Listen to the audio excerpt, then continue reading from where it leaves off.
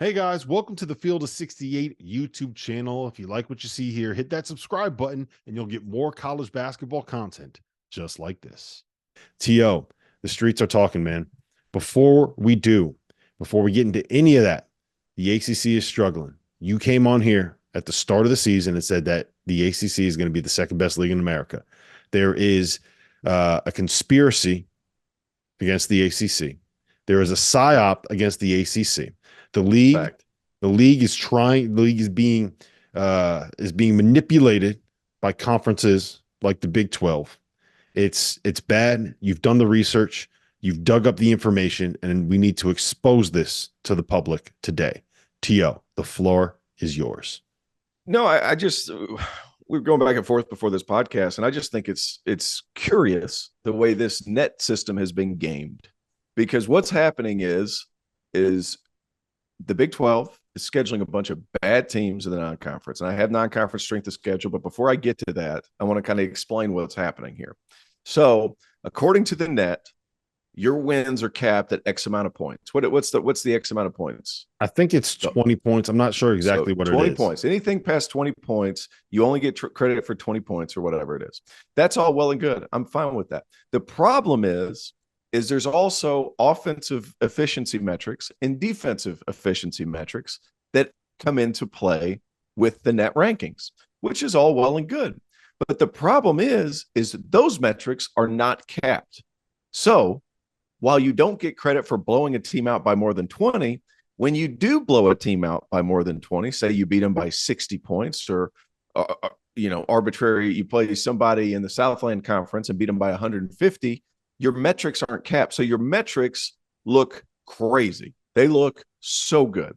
And there's one league. Real quick, let me stop you real quick. Just for the people that may not understand how the net that it is created. Nobody knows what the exact formula is, but essentially part of it is resume metrics, which is basically like who you've beaten. And it doesn't matter if you beat them by 1 or beat them by 30. It's basically what you've accomplished. There are predictive metrics, which is basically KenPom, which brings everything into account in terms of how much you beat them by, whether it was 30-point win in a 90-possession game versus a 30-point win in a 50-possession game, which is a big difference.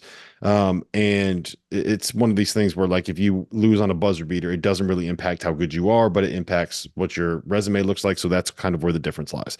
And what the net has is some of their own qualitative properties where they take the results and they kind of push some of that stuff out. And it also has different metrics that they pull from to be able to create this one number that is used as the main sorting system for the NCAA. So when T.O. says the metrics don't cap it, he means that these other data points that are being pulled from and they're plugged still into raising. the net. They're still raising by I feel like I'm raising the roof right now.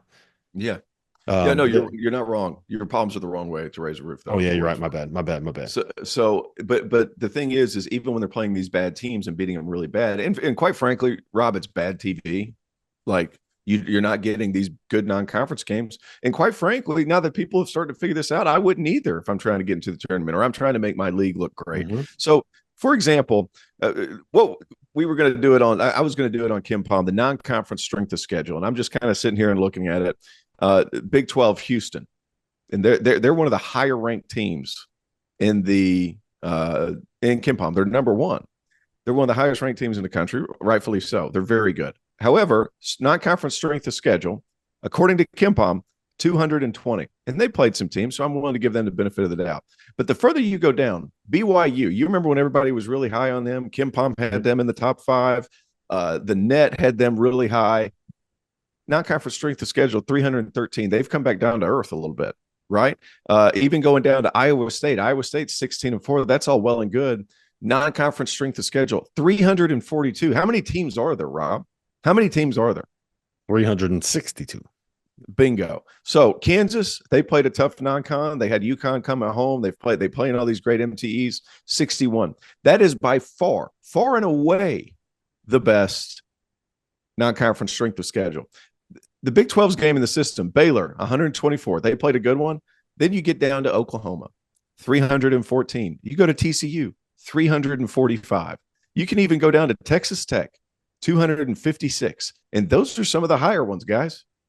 Those are some of the higher ones. They are playing nobody. And because the metrics are the way they are, it's really turned into a bad situation. And it's not a good way to predict games because you're playing bad teams, you're beating them by 75, and then your metrics and predictive measures go up. So it's a flawed system.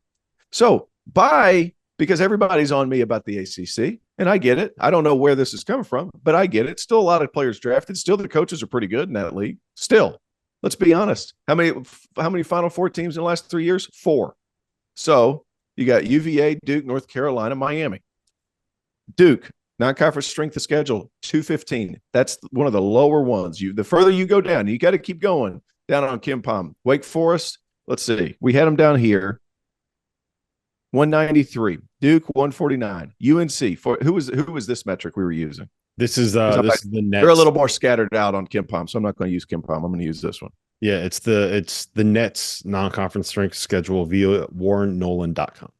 Yep. UNC 49, Duke 149, UVA 119, FSU 21, NC State 305. That's been their deal forever. Wake Forest 193, Syracuse 16, Virginia Tech 37, Clemson 12, Georgia Tech 101.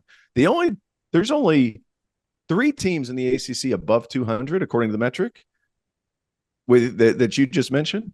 There's only 4 teams in the Big 12 below 200 according to that metric. There's no competition. They're beating the brakes off of bad teams. And as a result, they're gaming the system to where their conference looks better as a whole.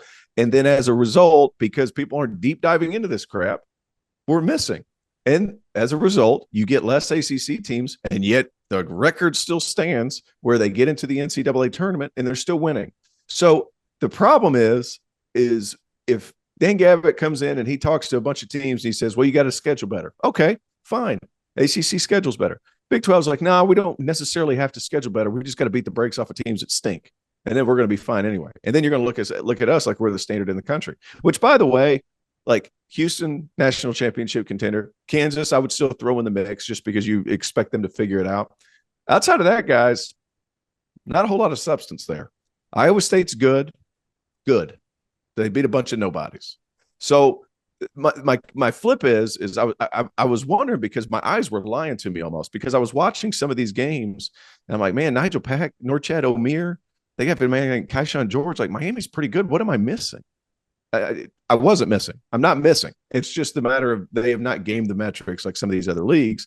And quite frankly, it's hurt. And the funny part about this is the only team that was in the 300s for the ACC was Louisville. And they still ended up 5-6. So not only that, they suck so bad that whenever they're playing somebody in the league, they screw up their metrics just by playing them, just by them showing up in the gym. Their stink is so bad that they drop the league. That's how bad Louisville stinks. Make a change, Louisville. Make a change. Am I wrong in thinking all this, Rob?